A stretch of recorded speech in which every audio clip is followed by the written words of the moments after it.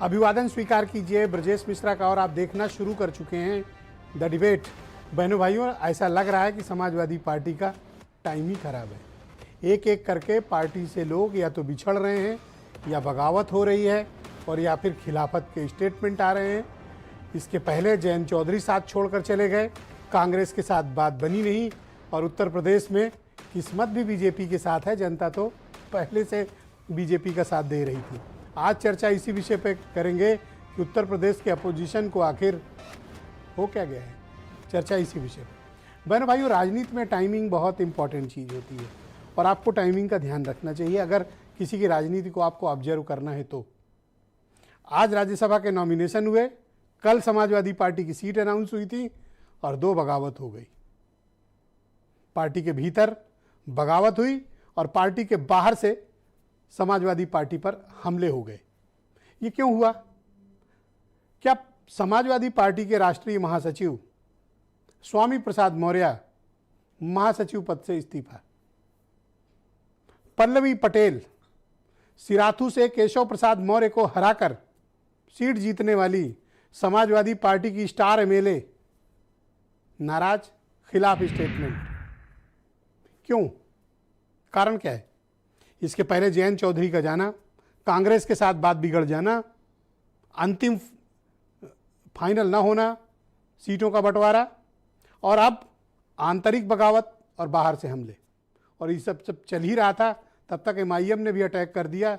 मुसलमानों को तो एक नहीं दिया, 3, एक भी नहीं, सब चित्रांश, 3 में 2। उनका अलग ही मसला चल रहा है। तो पार्टी के अंदर बगावत और पार्टी के बाहर से हमले।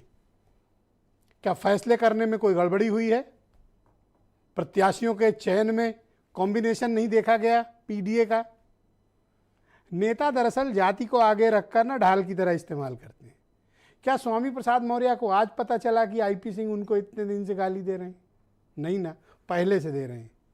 क्या स्वामी प्रसाद मौर्य को कल पता चला कि मनोज पांडे उनको विक्षिप्त बता रहे हैं? वो बहुत पहले से उन्हें विक्षिप्त कह रहे हैं।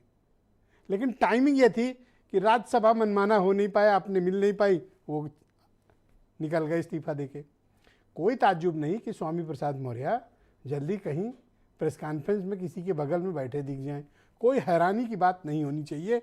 राजनीति में पॉलिटिकल इंटरेस्ट सेव करना हर नेता की बाध्यता भी है, मजबूरी भी है, ज़रूरत भी है।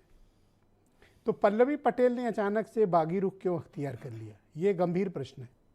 दरअसल पल्लवी पटेल और उनकी पार्टी की तरफ से सपा पर ही दबाव था कि कृष्णा पटेल को राज्यसभा भेजा जाए।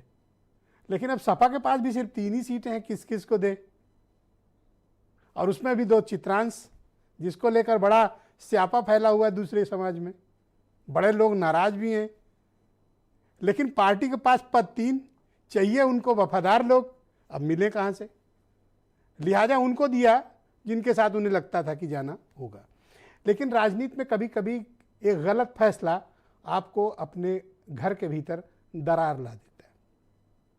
समाजवादी पार्टी के भीतर ये पहली बगावत है कि उनकी पार्टी के नेशनल जनरल सेक्रेटरी, जिनको स्टार कैंपेनर बनाकर सपा पेश कर रही थी, जिनके जन्मदिन पर केजीएमयू में जाकर Akhilesh Yadav blood donation camp का उद्घाटन करते हैं, ऐसे स्वामी प्रसाद मौर्य, उन्होंने नेशनल जनरल सेक्रेटरी पद से इस्तीफा दे दिया कि सब हमको गाली देता है, छोटा नेता बताता है, बेइज्जती होती है हमारी, निजी बयान बता दिया जाता है। और ऐसा नहीं है, ये लंबे समय से चल रहा था, लेकिन स्वामी प्रसाद को अब बुरा लगा। भारतीय जनता पार्टी ने आज 7 अपने कैंडिडेट्स का सफलतापूर्वक नॉमिनेशन करा दिया, और बीजेपी ने अपने इरादे जता दिए हैं। क्या? कि राज्यसभा में इस बार चुनाव नहीं लड़ना है, निर्विरोध काम करा लेना है। इसीलिए बीजेपी ने 7 और समाजवादी पार्टी के लिए 3 सीटें छोड़ दी। 10 सीट, 10 प्रत्याशी, निर्विरोध चुनाव। किसी विधायक को ठुड्डी पे हाथ रखने की जरूरत नहीं कि आओ वोट दो। 3 उनको मिलेंगी, 7 इनको मिलेंगी। लेकिन बहनों भाइयों, अभी राहुल गांधी की यात्रा यूपी में पहुंची नहीं है, कांग्रेस के साथ सपा का सीट बटी नहीं है, मामला गया है फंस। कुछ बयान सुनिए। दुख तब होता है जब पार्टी के कुछ जिम्मेदार लोग ये कह करके कि स्वामी प्रसाद मौर्य का निजी बयान है, उस अभियान की हवा निकालने की कोशिश करते हैं। मैं प्रतिबद्ध हूँ इस बात के लिए कि दलित, पिछड़ा, मुसलमान समाज को उनके हक और अधिकार मिले, और जब हम उनका वोट ले रहे हैं तो ईमानदारी से उनका प्रतिनिधित्व दें, और इस धोखे में कम से कम मैं शामिल तो नहीं। देखिए, ये जो सवाल आप पूछ रहे हैं, इस पे पार्टी के अंदर बातचीत हो जाएगी और उसका समाधान भी निकल जाएगा। जितनी भी कमजोर कड़ियां हैं वो निकल के भाग रही। ठीक है, समय से पहले निकल जाए तो अच्छा है, जिससे हम जो मजबूत कड़ियां हैं उनका एक मजबूत इंडिया गठबंधन बना रहे। आप पीडीए को जानते हैं, मैंने पहले का ही परिवार डेवलपमेंट अथॉरिटी है, और जिस ढंग से उन्होंने राज्यसभा प्रत्याशियों की सूची जारी की, उसमें उनके पीडीए का कोई लेना देना नहीं है। हाँ, एक ऐसे लोग आए हैं जिन्होंने कमजोर वर्गों का, जो पिछड़े हैं, उनका लगातार उल्लंघन, उनको उपेक्षित करने का काम किया।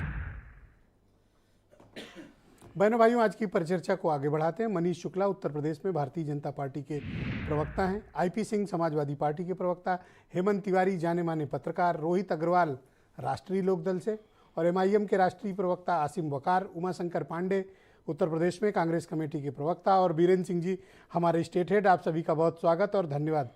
आईपी